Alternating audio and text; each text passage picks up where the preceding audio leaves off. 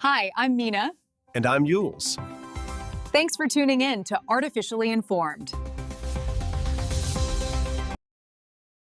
Welcome to the Deep Dive. This week, we are really standing at a fascinating intersection, looking at everything from, well, the fundamental physics of time itself, all the way to these incredibly high-stakes geopolitical moves that could, frankly, reshape global alliances. It's been one of those weeks where things that seem totally disconnected on the surface, a science experiment and a defense deal, are actually linked. They're linked by this theme of technological volatility and, I think, a real demand for accountability. Accountability, that's a great word for it. Whether that's accountability on a corporate balance sheet or in the very public fallout from, say, high-profile political associations. Exactly. And everything we're looking at requires a kind of precision. Right. We're talking about the kind of precision you need to track an object from another star system, but also the kind of precision you need to sift through, what, $1 trillion in AI investment? Or $500 million in secretive loans that are crossing borders completely under the radar. So our goal here is to give you that clarity, to connect those dots for you. Okay, let's unpack this. Our mission today is to find those real nuggets of knowledge, from quantum physics to the conflicts shaping the New World Order. And we're going to start big, literally astronomical. The cosmic crossroads. This is where we look at the really high-impact developments in science and space. And we are kicking things off with a huge leap forward in what you might call planetary defense. I'm talking about the European Space Agency, or ESA, and its ExoMars Trace Gas Orbiter. Yeah, this is a really cool story. So this orbiter is circling Mars, doing its thing, but they used it to track a comet called 3II Tis. And just to be clear for everyone listening, 3II Tis isn't just any comet, right? It's an interstellar object. That's the key. It's the third one we've ever found, which means it came from outside our solar system entirely. It's a visitor, just passing through. Which I imagine makes its path incredibly difficult to predict. It's extremely difficult. These things are often moving at very high speeds on really unusual, eccentric paths. But the ExoMars orbiter's tracking, well, it was just unbelievably accurate. How accurate are we talking? We are talking 10 times better than any previous estimate. 10 times. That's not an incremental improvement. That is a fundamental jump in our capability. Okay, so 10 times better sounds impressive as a number, but why does that much precision actually matter for something like planetary defense? What does that get us? Well, it all comes down to how orbits work. When you're trying to project where a fast-moving object will be years from now, even the tiniest area in your first measurement gets bigger and bigger over time. It's exponential. So a small mistake now means you could be millions of miles off in your prediction for, say, 2035. Exactly. 10 times better accuracy means you can shrink that cone of uncertainty dramatically. It's the difference between saying this rock might come somewhere within a few 100,000 miles of Earth's orbit and saying we can definitively rule out an impact. So it moves us out of the realm of, Hollywood movie speculation and into the realm of actual actionable data. You could plan a mission around that kind of data. Precisely.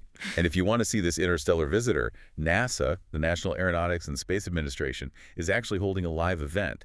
It's set for November 19th, 2025, and they'll be sharing the newest images of 3IAPS. That's amazing. A chance to put a face to the name, so to speak. Yeah, and for anyone who wants a slightly less existentially charged cosmic show, the Leonid meteor shower is peaking soon. Just a nice reminder of the beauty up there. A little less threat to civilization, a little more make-a-wish. Something like that. Now let's go from that massive macroscopic scale of comets down to the tiniest possible scale, the subatomic. We're talking about fundamental physics and a very strange cost associated with measurement. This one is genuinely wild. The research on quantum clocks. The headline is basically that just reading a quantum clock, the very act of looking at it, generates heat. That's it. It's a direct link between thermodynamics, the study of heat and energy, and quantum mechanics. What the researchers showed is that when you measure the clock to see what time it is, you're interacting with it. That interaction redistributes the energy inside the clock. And that redistribution isn't free. It always results in a little puff of heat, an increase in entropy. Always. You can't observe the time without paying a kind of energy tax. It suggests that a perfect clock, one that you could read with perfect efficiency, might be physically impossible because of the laws of thermodynamics. What are the implications of that? I mean, beyond being a fascinating philosophical point. Oh, the implications are huge, especially for something like quantum computing. Because those systems are incredibly sensitive to heat, right? Heat is noise, and noise creates errors. Exactly. Think about it. A quantum computer is constantly checking the state of its qubits. That's its version of telling time. If every one of those checks, every single measurement, generates a tiny bit of heat, you multiply that by billions of operations per second. And you suddenly have a major heat management problem that you didn't even know was fundamental to the physics of measurement itself. That's the cost of observing time. Future quantum hardware designers will have to account for this.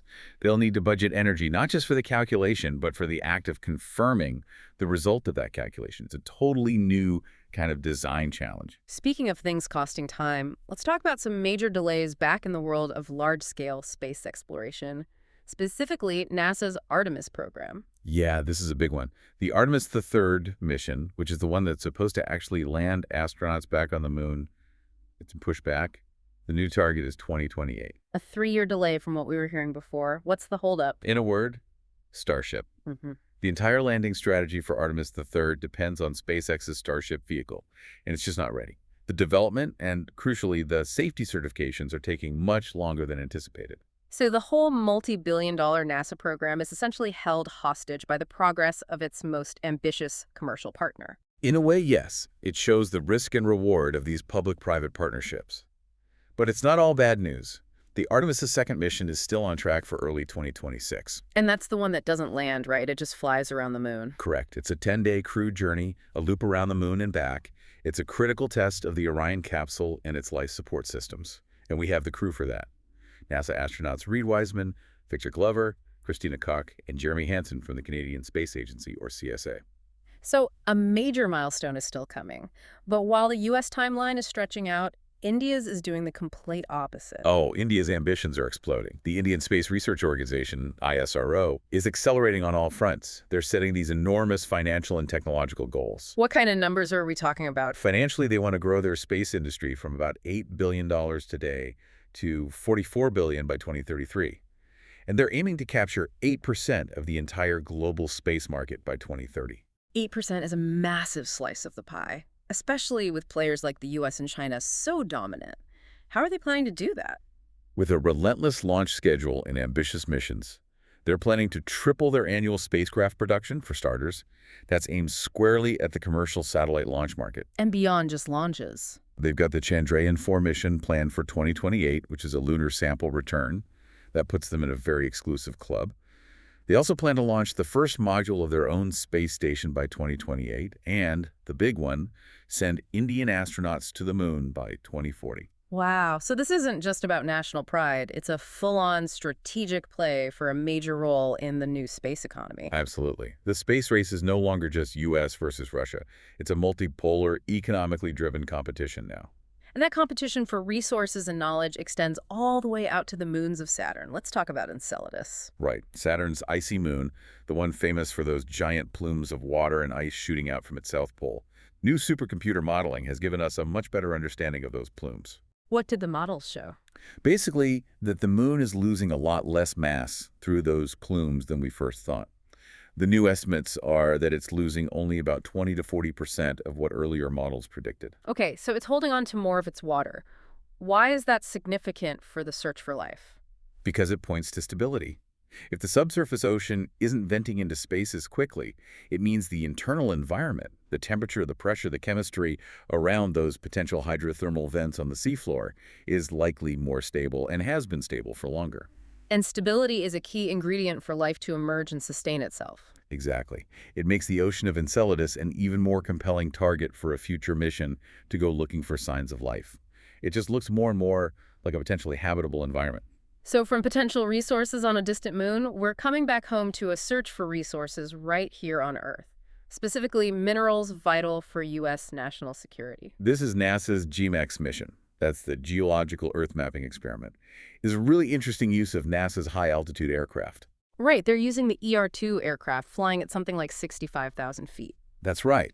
The pilot, Kurt Stallings, is flying these long missions over the western United States.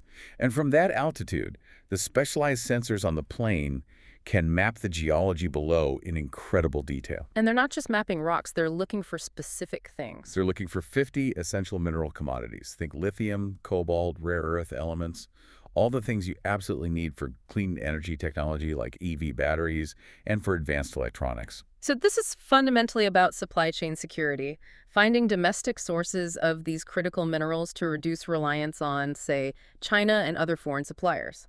That's the entire goal. It's a high-tech, high-altitude resource race to fuel the very technology that's driving our future. And the interconnection is just so clear. It really is. And that drive takes us directly into our next topic, the absolute frenzy around artificial intelligence. An investment boom, that is, Yeah. to put it mildly, raising some eyebrows, even for the people at the very top of the industry. Yeah, that caution is coming straight from Google's CEO, Sundar Pichai. He came out and said that this trillion-dollar investment boom in AI has, and I'm quoting him here, elements of irrationality. Which is a very diplomatic way of saying he thinks there's a bubble. When the CEO of Google is warning about irrationality in the tech market, you should probably listen. What's the specific fear there? Is it a repeat of the dot-com bust from the late 90s? That's the parallel he's drawing. The fear is that there's just so much speculative money pouring into AI startups, many of which don't have a clear path to long-term profitability. The investment is outpacing the actual viable business models. And Pichai warned that if that bubble bursts, no company is going to be immune. Right. A major market correction in AI wouldn't just hurt a few startups. It would have a chilling effect on the entire tech sector, including the giants like Google. It raises this fundamental question: when does a boom become unsustainable? And how do you even begin to manage that risk? It's so interesting because his caution wasn't just about the money. He also warned users about the AI products themselves. He did. He specifically advised people not to blindly trust the information they get from Google's AI systems. Acknowledging the hallucination problem where the AI just makes things up. Exactly. And that is such a delicate balancing act. On one hand, you're trying to sell the world on this transformative new technology. On the other, you're having to tell your users, by the way, it might lie to you, so be careful. It really speaks to the trust deficit. The industry knows these tools are fallible, and they have to get ahead of the liability that comes with that before something goes very wrong. It's all about mitigating risk. If you're integrating these AIs into, say, financial advice or medical diagnostics, and they get it wrong, the legal exposure is enormous unless you've put up giant warning signs everywhere. And that integration is happening incredibly fast. Look at Intuit. A perfect example. Intuit, the company behind TurboTax, QuickBooks, all of that, just signed a deal worth over $100 million with OpenAI. What's the goal of that deal? They're building their core products directly into ChatGPT. So you'll be able to manage your taxes or your small business accounting just by having a conversation with an AI. You could ask it, what are the best tax deductions for a freelance graphic designer? And it will pull your QuickBooks data and give you a specific answer. That's a huge shift in user experience. But this move towards conversational AI for everything is creating a massive headache for advertisers, isn't it? A huge, expensive problem. It's what people are now calling the AI dark funnel. Okay, let's break that down. The AI dark funnel. What is that, and why can't companies track it? Okay, so think about how you buy something now. You search on Google for best running shoes. You see a bunch of links, maybe some ads. You click one. The company that owns that link knows you clicked it. They can track your journey from the search to their website to the purchase. Right. Standard web analytics. Now imagine you ask your AI assistant instead, hey, find me the best running shoes for trail running with good ankle support. The AI thinks for a second and then just gives you an answer. The top-rated shoe is the X-Brand Model Y. It has great reviews for durability. You never clicked a link, you just had a conversation. Exactly. The brand has no idea you were ever even looking. Your entire discovery and decision-making process happened inside the AI, which is a black box to them. That's the dark funnel. The customer journey is hidden. And companies are already trying to solve this. You mentioned a startup called Peak AI. Yeah, they just raised over $20 million to tackle this exact problem. Their whole business is helping brands figure out how to get recommended by the AI. It's a complete reinvention of search engine optimization, or SEO. You're no longer optimizing for Google's algorithm. You're optimizing for ChatGPT's logic. That is a fundamental change in how online commerce is going to work. Wow. It is, and we're seeing other integrations too. Cisco just bought a company called ESDubs. What do they do? Real-time translation for video. Cisco wants to build it directly into their WebEx platform so you can be on a video call with people speaking 5 different languages, and everyone hears it in their native tongue, instantly translated by AI. It's about removing friction in global business. That makes perfect sense. But these platforms are also facing some pretty serious structural challenges. Let's talk about Roblox. Roblox has a huge user base, and a very young one. To deal with safety concerns, they're bringing in mandatory age verification to use the chat features. That's starting in January 2026. On the surface, that sounds like a good idea. You want to protect minors from harassment or exploitation? It's a noble goal, but the implementation has caused a massive user backlash. People are threatening to quit the platform entirely. Why? What's the controversy? Data privacy. To verify your age, you often have to upload a copy of a government ID or some other very sensitive personal information. And for a platform whose main demographic is under 18, asking kids and their parents to hand over that kind of data is a huge privacy risk. So it's this impossible choice. Enhance safety, but at the cost of collecting incredibly sensitive data on millions of children, which then becomes a target for hackers. It's the ultimate digital tightrope walk. There's no easy answer. Now, shifting from the digital world to, well, the streets of San Francisco, the robo-taxi competition is getting intense. It really is. Amazon's self-driving car company, Zoox, just launched its public robo-taxi service in San Francisco, Putting them in direct competition with Waymo, which is owned by Google's parent company, Alphabet. Exactly. It's now a two-horse race in a key market. Zoox is focused on what they call transportation as a service, or TaaS. The goal is fully autonomous, electric vehicles that can solve urban congestion. But deploying in a dense city like San Francisco is forcing all sorts of policy questions to be answered very quickly. Like who's liable in an accident? What happens to all the human drivers who lose their jobs? It's the future arriving in real time. It is. And one last point on tech before we move on. We just saw a widespread service disruption for Google Cloud. What caused it? A single fiber optic cable being cut in one region. That one physical event caused a cascade of failures across their network. It's just a stark reminder of how fragile some of this centralized infrastructure can be. Our whole digital world can be disrupted by one person with a shovel in the wrong place. A sobering thought. Okay, from the fragility of fiber cables to the very real fault lines in global geopolitics, the stage this week is just dominated by massive defense deals and some truly stunning financial contradictions. And we have to start in Eastern Europe. The biggest news by far is a historic deal between France and Ukraine.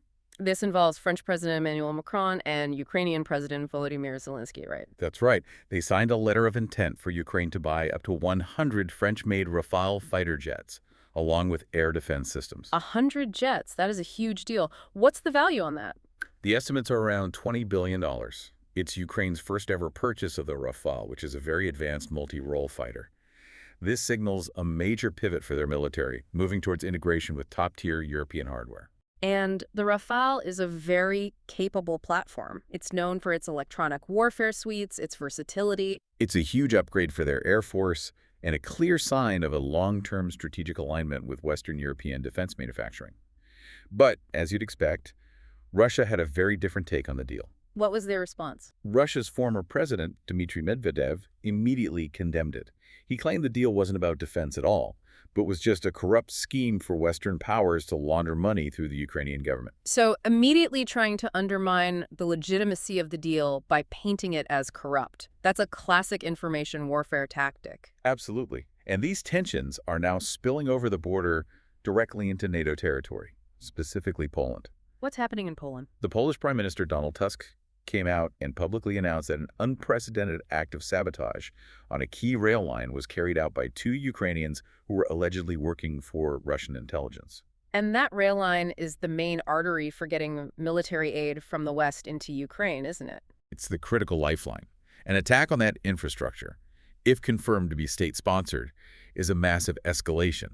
It's hybrid warfare being conducted inside a NATO country. How is the Polish military reacting to that? The rhetoric is very, very serious. General Wisław Kukula, who is the chief of the general staff in Poland, gave a public warning that Poland needs to prepare for an attack.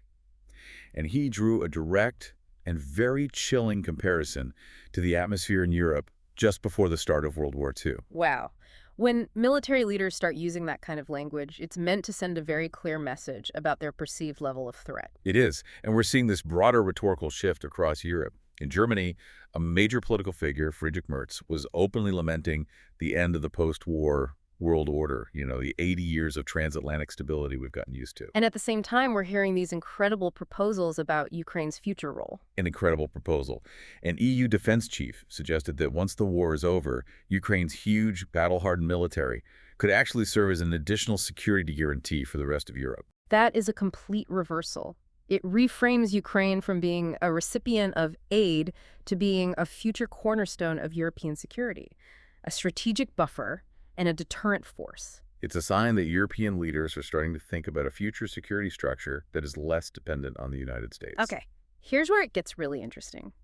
We need to talk about this profound financial contradiction playing out between the U.S. and China. This is a story that really highlights the gap between what's said publicly and what's happening financially behind the scenes. So for years, the U.S. has been very publicly warning developing nations, right? Don't take loans from Chinese state banks. It's a debt trap. They'll gain political leverage over you. That's the official line.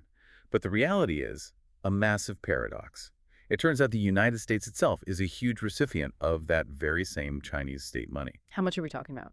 The analysis shows that over the last 25 years or so, Chinese state banks have pumped approximately $200 billion into American businesses. $200 billion. And I'm guessing this wasn't done through a transparent front door process. Not at all. The money is almost always routed through a maze of obscure shell companies registered in tax havens.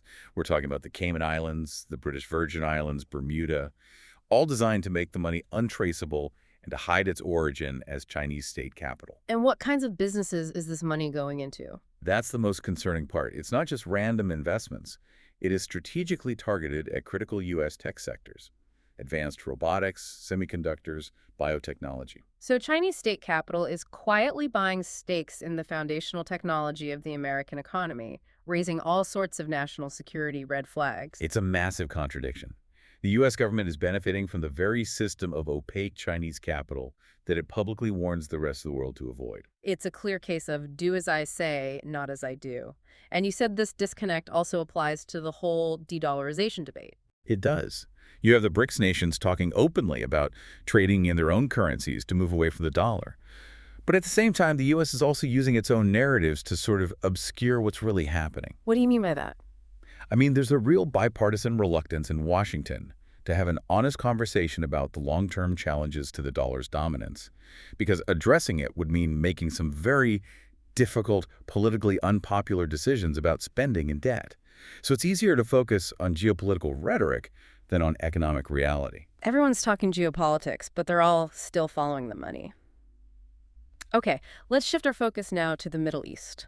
Starting in Gaza, where the United Nations Security Council has just approved a U.S.-led plan to authorize an international stabilization force. But a plan on paper is one thing. Making it happen is another. Exactly. Its actual implementation is going to be incredibly complex. It really hinges on how other major powers, especially Russia, decide to engage, whether they cooperate or try to obstruct it. And whatever happens with the stabilization force, the humanitarian situation on the ground right now is just catastrophic. It's beyond dire. Local authorities are reporting that over 288,000 families are facing what they call the most dangerous humanitarian disaster of the conflict. I mean, this is being made worse by the weather, right? Significantly worse. Winter is setting in and heavy rains are flooding the makeshift camps where hundreds of thousands of displaced people are living. We're seeing images of thousands of tents completely submerged in water and mud. And they can't get new supplies in to build better shelters. That's the core of the problem. Israeli restrictions are reportedly preventing essential shelter materials, tents, mobile homes, things like that, from entering Gaza. This is despite an official ceasefire being in place. Reports are estimating that 80% of the buildings in Gaza are damaged or destroyed. There's just nowhere for people to go. Amid all this, we heard from Israeli Prime Minister Benjamin Netanyahu. We did. He gave a public statement condemning violence by what he called extremist settlers in the West Bank, and he also made a broader appeal to other Middle Eastern nations to expel Hamas and move towards normalizing relations with Israel. And finally, a very big development on the U.S.-Saudi front. President Donald Trump hosted the Saudi Crown Prince, Mohammed bin Salman, or MBS. That's right. It was a major meeting to discuss defense, AI, and even potential nuclear deals. But the centerpiece of the discussion was a potential arms sale. What kind of arms? The big one. the sale of up to 48 F-35 fighter jets to Saudi Arabia. The F-35, that is a politically explosive deal. For decades, U.S. policy has been to maintain what's called Israel's Qualitative Military Edge, or QME. And this deal tests that commitment like never before. The QME policy basically guarantees that Israel will always have technologically superior weaponry to its neighbors. The F-35 is the absolute pinnacle of that technology. It's a fifth-generation stealth fighter. Selling it to a major Arab power like Saudi Arabia would dramatically change the military balance in the region. Israel would no longer have that same clear technological superiority. It would not. And that's why this deal is facing enormous opposition in the U.S. Congress from both parties.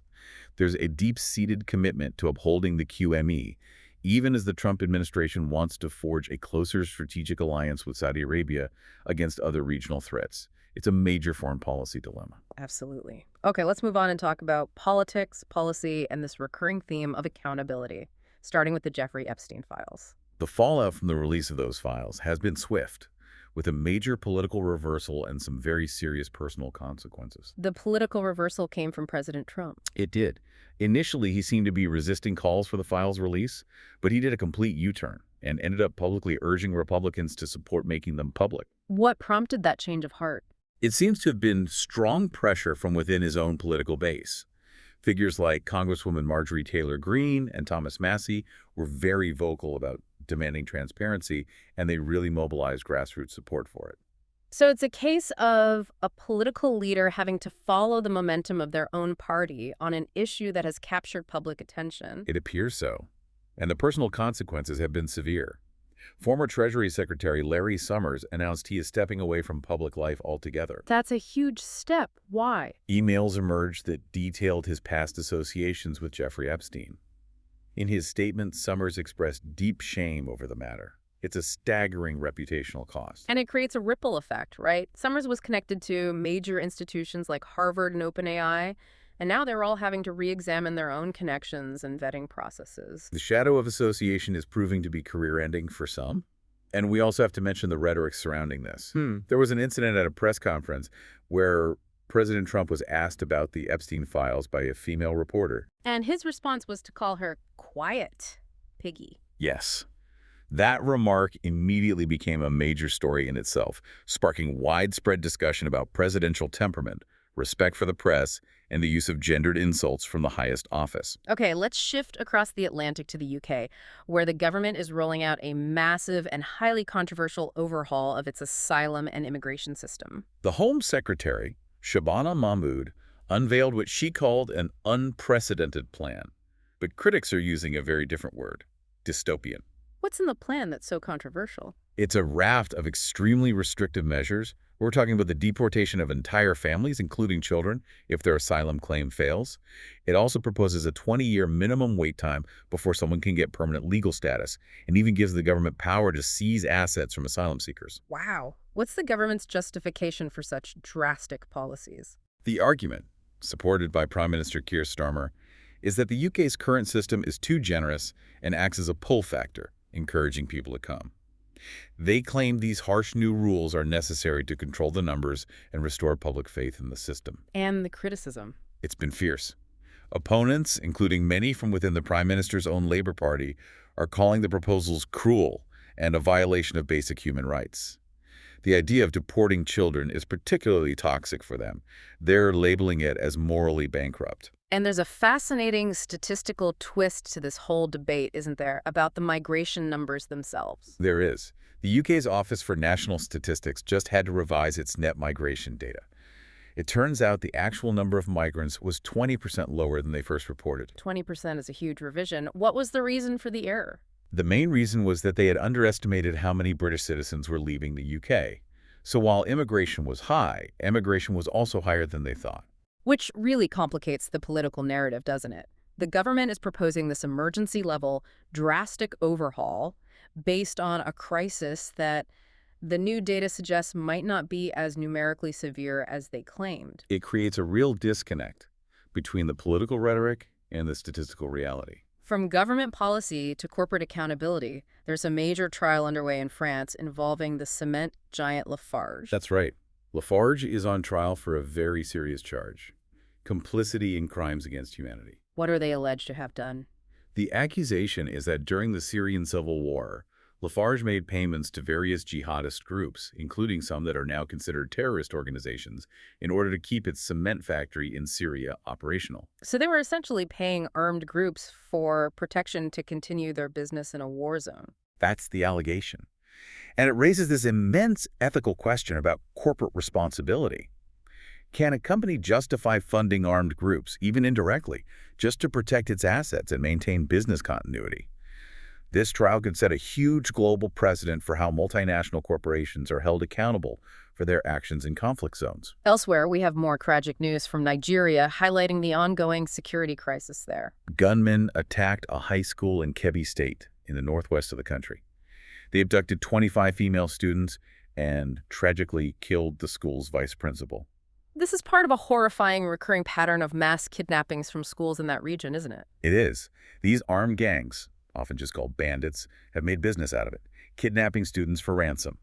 It's a continuation of the same tactic used in the infamous Chibok abduction back in 2014, and it just shows the tragic failure of the state to provide basic security for its children. Just awful. Now, for something that sounds like it's straight out of a movie, a major disruption in a New York City courtroom. I know, this story is incredible. It was a major drug trial in Brooklyn for a former heavyweight boxer named Goran Gogic, accused of trafficking 20 tons of cocaine. Okay, so high stakes already. What happened? Just as opening statements were about to begin, the trial was halted. 3 men were arrested for trying to bribe one of the jurors. How much were they offering? $100,000 Yeah. in cash. You can't make this stuff up. $100,000 in cash. I almost want to know how they tried to deliver it. The details on the handover weren't released, but the attempt itself was enough for the judge to declare a mistrial immediately. He dismissed the entire jury and ordered that a new, completely anonymous jury be selected to hear the case later. Just an audacious attempt to corrupt the justice system. Truly. And let's end this section with a bizarre case of police overreach from the UK. This one is just mind-boggling. The police were forced to pay £20,000 in damages to a couple they had unlawfully arrested. And what was their supposed crime? Complaining about their child's school in a private WhatsApp group with other parents. You are kidding. They were arrested for that. They were. It's a staggering infringement on free speech and basic parental rights. The court essentially ruled that the police had no business monitoring and acting on private conversations like that. It's a small but important victory for civil liberties. A very important one. And finally, some news from Paris.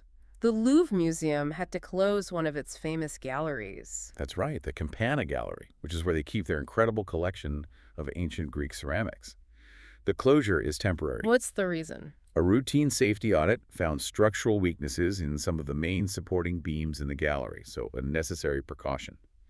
But it comes at a bad time for the Louvre. Because they just had that massive jewelry robbery last month, right? Exactly. A gang stole something like $102 million worth of jewels. So first, a major security failure, now a structural integrity issue. It just highlights the immense operational challenges of being the custodian of so many of the world's treasures. It certainly does.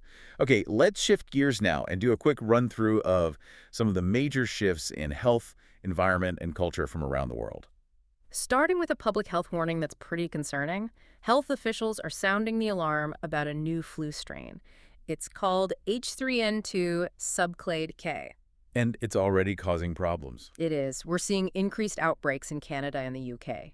Hospitals in the UK are actually preparing for what they fear could be their worst flu season in a decade. And the concern is that it's heading for the US next. That's not what anyone wants to hear.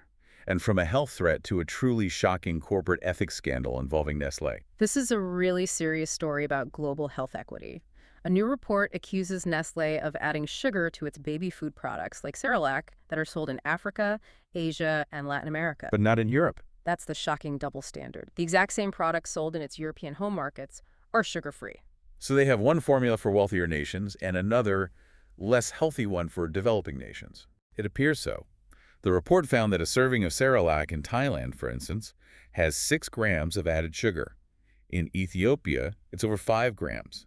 This is in direct contradiction to World Health Organization guidelines, which strongly advise against any added sugars for children under 3. That is just a devastating example of putting profits over the health of the most vulnerable children, contributing to risks of obesity and chronic illness down the line. It's a huge scandal. On a very different note, but still related to health and body image, the former winner of the Great British Bake Off, John Waite, made a very public revelation.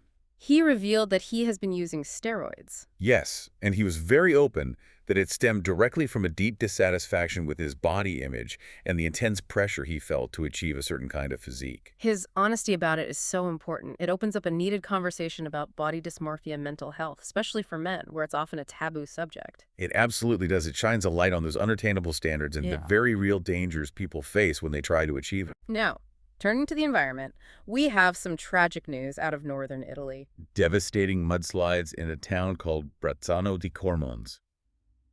2 people are still missing.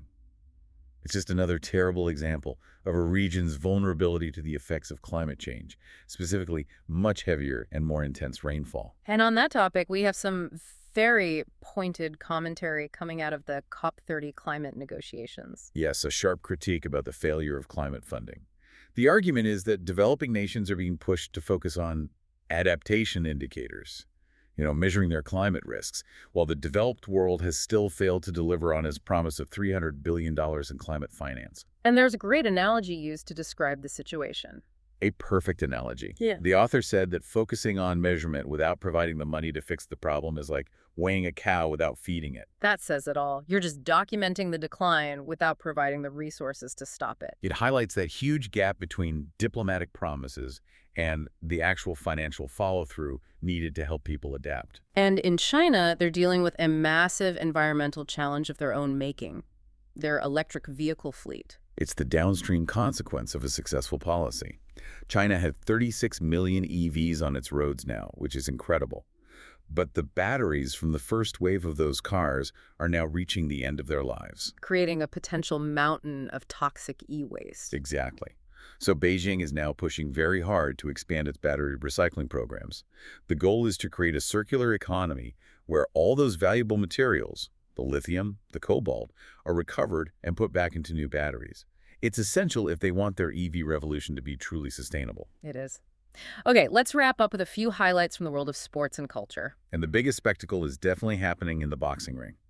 The social media star Jake Paul is fighting the former 2-time world heavyweight champion Anthony Joshua. That's set for December 19th. Paul is calling it Judgment Day, his chance to prove he's a real boxer. And for Joshua, it's a massive payday and a chance for a high-profile career comeback. It's the perfect storm of influencer culture meeting traditional sports.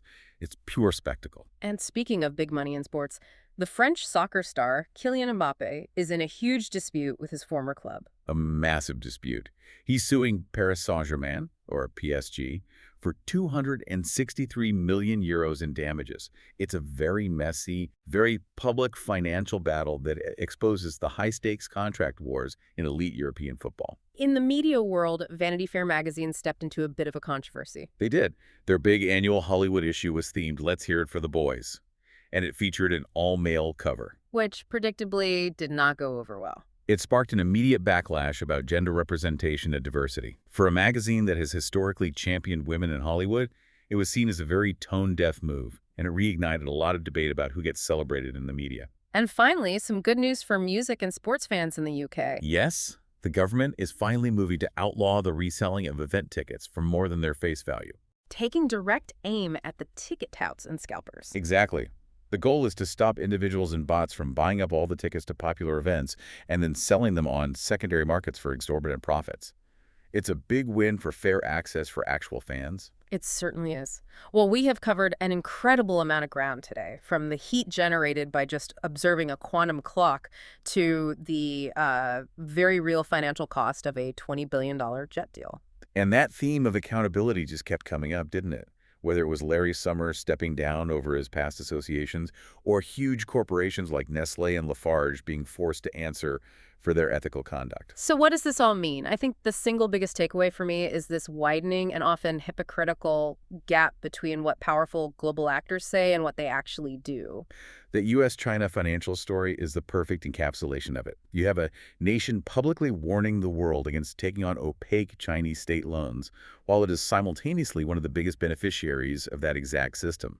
It creates this profound dissonance. The public geopolitical posturing is completely at odds with the quiet, behind-the-scenes financial reality. And in a world where economic self-interest so often overrides stated political alliances, what does that fundamental contradiction do to the very idea of trust between nations? That's the final thought for you to consider. It forces every ally and every adversary to constantly second-guess the true motives behind every public statement, every deal, every warning. And that erosion of trust in our technology, in our markets, and in our leaders is arguably the biggest systemic risk of all. Thank you for joining us for this deep dive. We'll be here next time, cutting through the noise to bring you the knowledge that matters. You're enjoying Artificially Informed. Hit subscribe and share it with a friend. From the left, the right, and straight from the algorithm. Thank you. That's it for today's Artificially Informed. Nope. Thanks for spending your time with us. Yeah. Stay sharp, stay curious. See you next time.